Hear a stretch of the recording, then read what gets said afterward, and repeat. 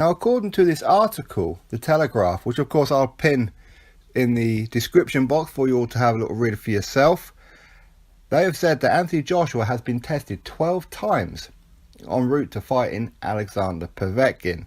And going by the article and going by what Joshua says, which we'll get into his statement in a minute, it's pretty much forced on Joshua, where he's asked Ukad and Vada to do extra testing, of course on Alexander Povetkin, because of course he has the bit of a cloud hanging over him, but also whatever Povetkin does, he also will do himself. So he's not asking for extra just for Povetkin. He's saying, look, test him loads more, and of course test me as well, no problem. We've got absolutely nothing to hide.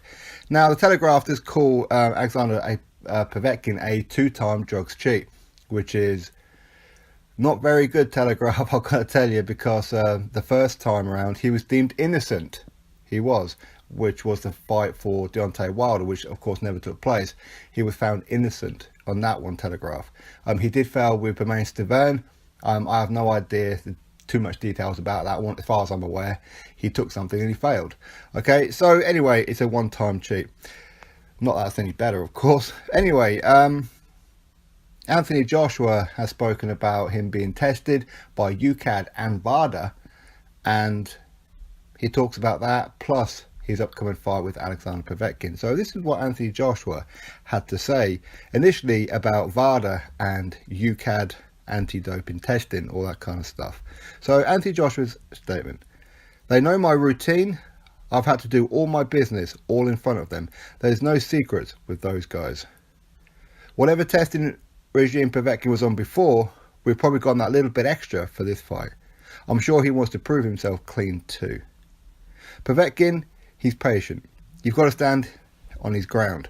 Don't stand off it, because he's waiting for you to come and hit you. You've got to take it off his game. Bully him a bit, hit him back there. Just a tight guard, so you're not giving anything away. When you're fighting a tall guy, you can kind of sit back and jab. When you're tall, you can sit back. But now I've got to come a bit tighter. That's the way to beat him. It's a real breakdown job. Don't give him any opportunities and keep a tight guard. So that is Anthony Joshua's statement. So as you can hear by that, and of course have a read of the article yourself, that he's asked pretty much for extra testing for not only himself but Alexander Povetkin as well. They want to make sure that Povetkin is going into this fight clean, and of course he wants to prove as well that he's also clean, because there's been a lot of haters, should we call them, who will just accuse Anthony Joshua of PED use because of the size of his frame, and that, which is a little bit crazy. It really is. But for me, I think 12 tests, mix of Ukad and Vada, that's a lot.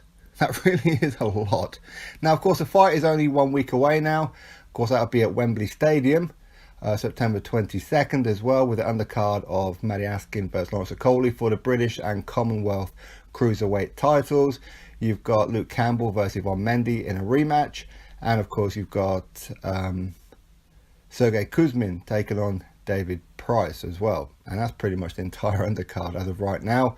Hopefully, a fight or two will be announced between now and then. Otherwise, it could be a very, very short night, couldn't it? Because there's not many fights at all. There is one more guy on there. I believe he's a Russian, but I don't think he's got an opponent yet.